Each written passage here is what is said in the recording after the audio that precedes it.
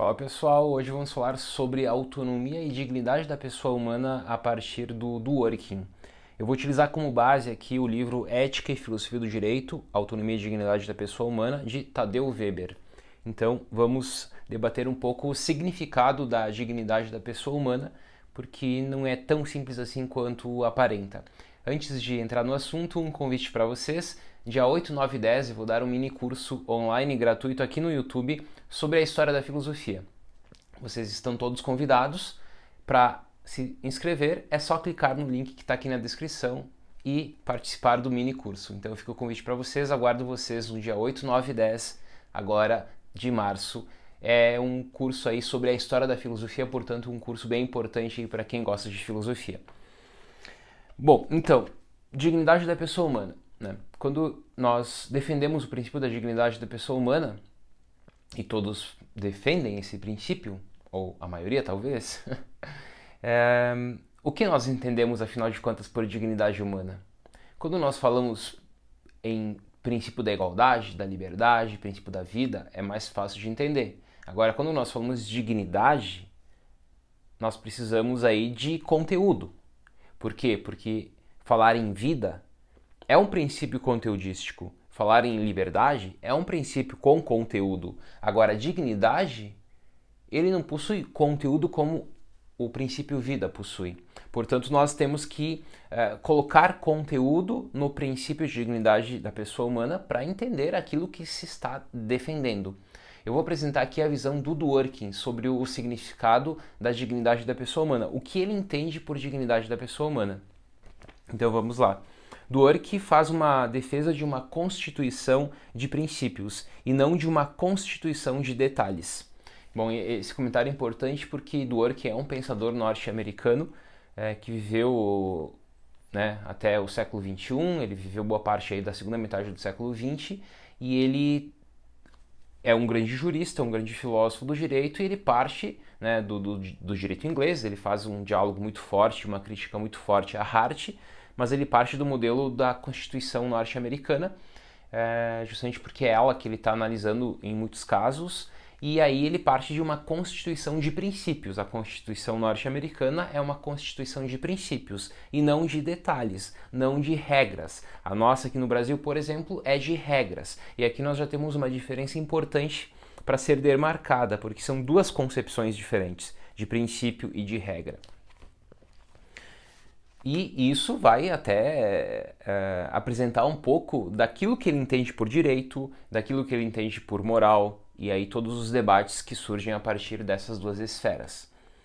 É a partir de princípios que as decisões devem ser tomadas, sobretudo nos casos difíceis, tal como ocorre em situações que envolvem o fim da vida, maiormente nos casos de extremo sofrimento de pacientes terminais.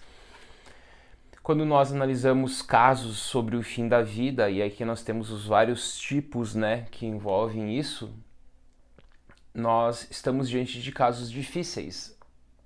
E aí a pergunta que fica é: respeitar a dignidade do paciente é o quê?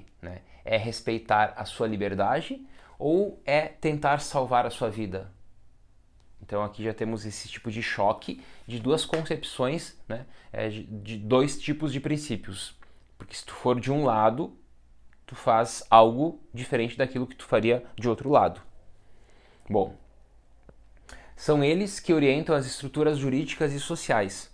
Devemos, portanto, ser uma nação de princípios. Princípios esses que possam dar orientações gerais aplicáveis aos casos concretos, sobretudo quando não existem regras claras ou quando sua aplicação implica consequências injustas.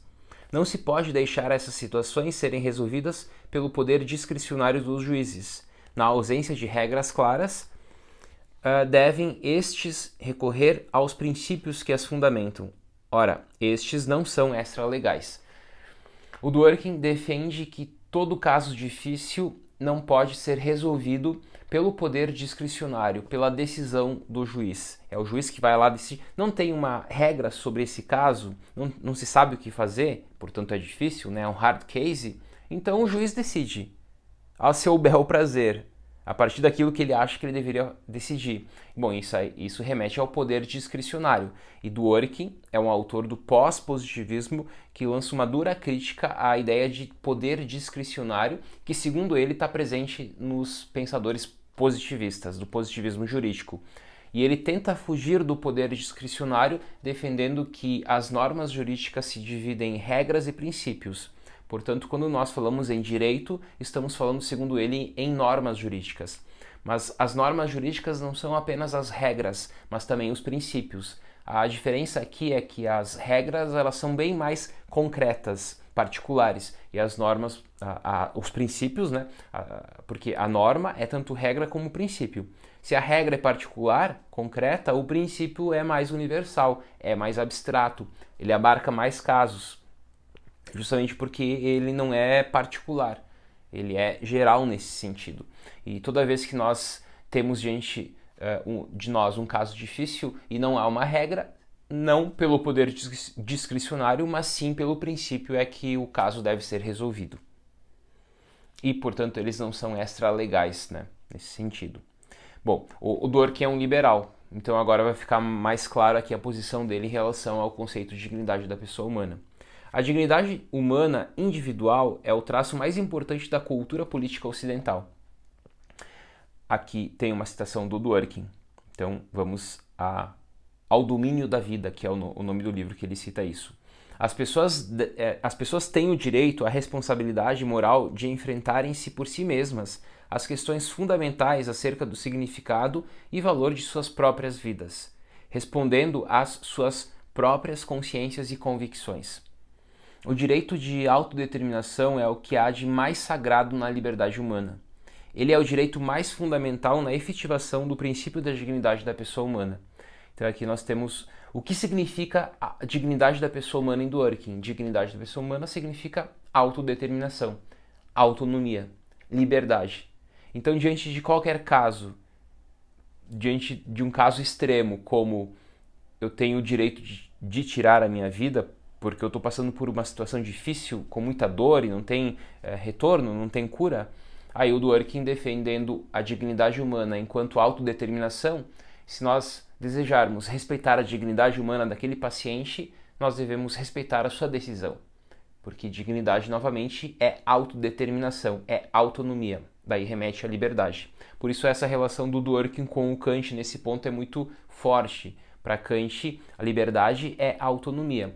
Dworkin, então, puxa esse elemento da liberdade em relação à autonomia e trabalha com essa ideia para explicar o que ele entende por dignidade humana.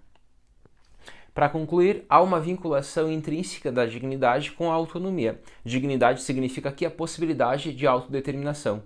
Nisso, a pessoa humana é inviolável.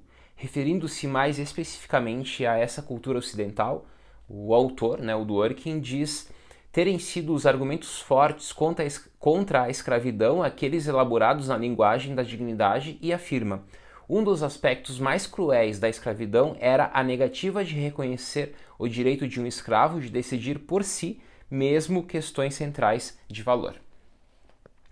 Bom, pessoal, então aqui apenas um comentário rápido a partir do Dworkin e tentando entender um pouco dessa relação entre autonomia e dignidade da pessoa humana. Novamente eu deixo o convite para vocês, dia 8, 9 e 10. Agora teremos um mini curso online gratuito, então participem. Um forte abraço e até mais.